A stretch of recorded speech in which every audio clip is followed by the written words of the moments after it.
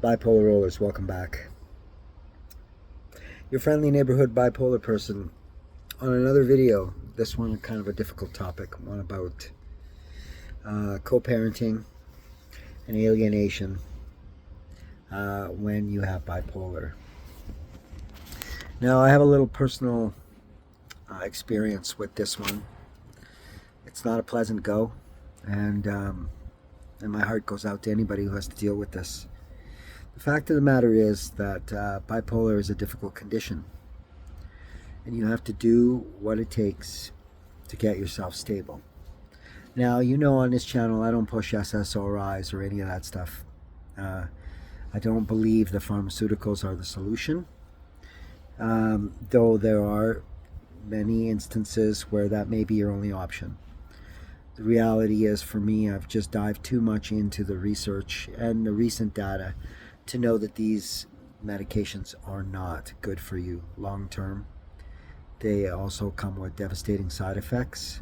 More we're learning each day. And that the medical community is kind of captured by these pharmaceutical incentives to keep prescribing these things that are not good for you. But that being said, there are many other options, and you owe it to you and your children to get the care that you need. Because I know in a lot of instances, some of us didn't realize we even had bipolar, that we definitely felt something was wrong and we were out of control. This can make co-parenting extremely difficult, especially if you have a partner who, even after learning of your condition, is not interested in researching it, in being educated about it, and will conveniently use it as a weapon or as a means of control over you. That can be extremely frustrating and create a chaotic environment for your children, something you don't want.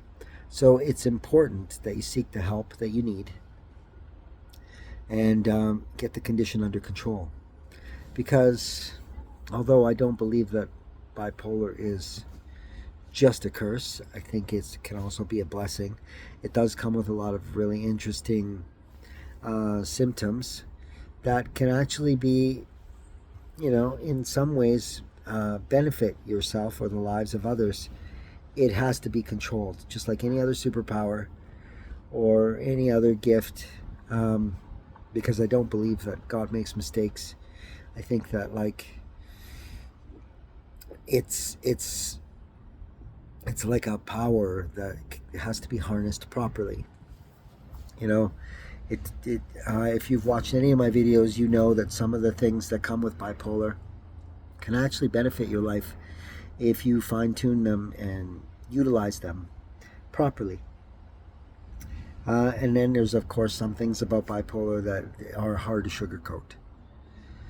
Now, it's possible that you may have struggled becoming a new parent and not knowing why the mood swings and the irrational behavior became a part of everyday life.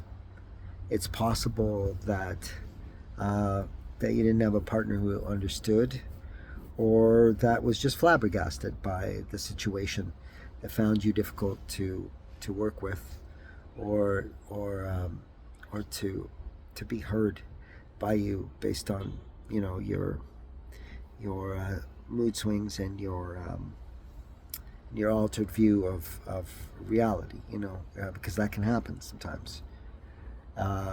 It's possible that maybe this chaotic environment may not always be great for the children. It's possible that the frustrations from the relationship further exacerbated your condition. It's possible that you may have self-medicated to deal with the condition because you felt the medications or the feelings were difficult to manage, and you weren't finding the results that you needed. It's also possible that you may have coupled up with a piece of shit. There's a lot of possibilities out there. It's possible you might have been a piece of shit during that time. The reality is that bipolar is very tricky. It's not And it's not a one-size-fits-all diagnosis. There's all kinds of bipolar, and its effects on people, although there are certain things that are very similar, the degrees can alter or can vary greatly, you know. So ultimately, I encourage that if you do feel that something's up and you're not sure what, that you get a proper diagnosis and you get a second opinion, because people are misdiagnosed all the time. It is ridiculous how often it happens, and you owe it to yourself and your children to get your condition under control. During that time, your behavior and your reaction to things, and just generally even just the prognosis or the diagnosis, can be used as weapons against you. It's important to realize that not everyone has a good heart, that not everyone is sincere, and there's a lot more disingenuous people out there than I'd like to admit. People who you co-parent with may ultimately use your weaknesses against you. So you're doing yourself a great service to get the condition diagnosed and treated properly.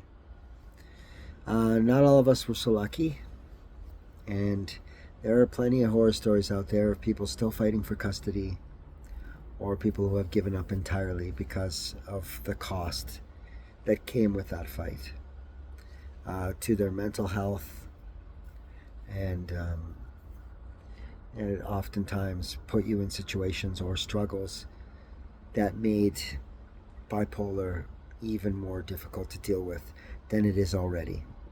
Now, if you're familiar with bipolar, you understand that the suicide rate is quite high, and the life span isn't that long.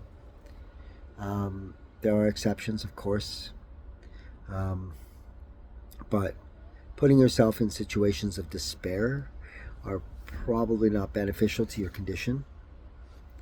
I personally have some experience with that, having given up on 2 custody battles already over the reality of it being more detrimental to my mental health than the progress I was making, which was not much progress.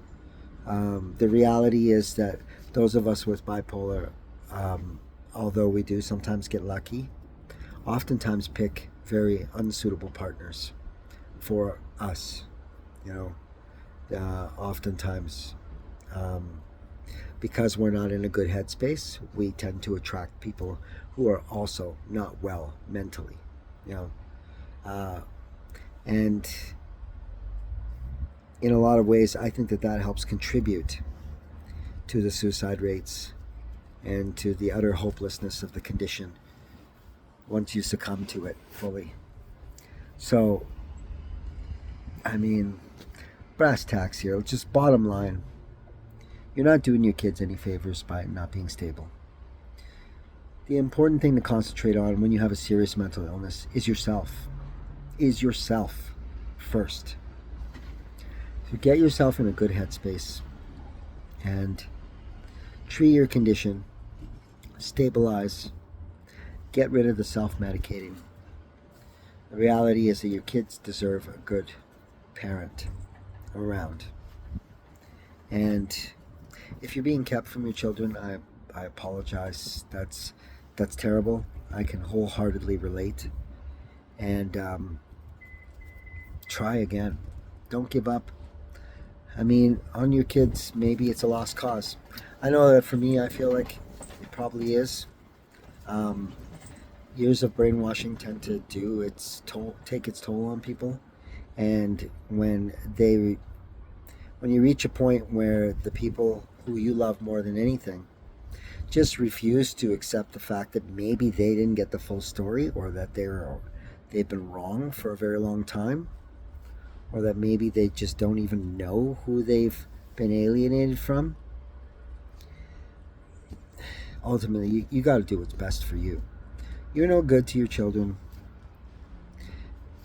being crippled by the scorn, judgment, and mental distress that alienation can cause to your mental health.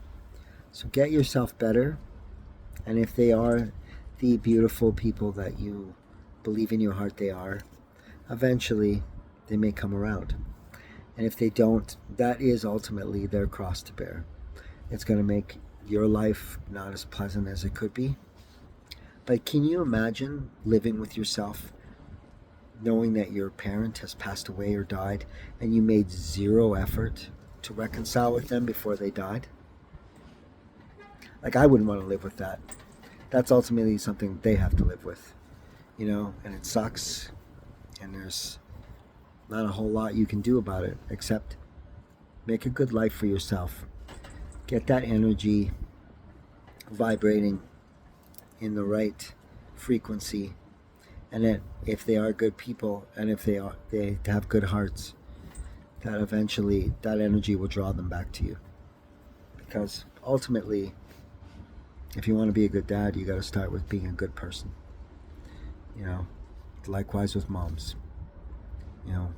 So don't let this disease bring you to the point where all hope is lost.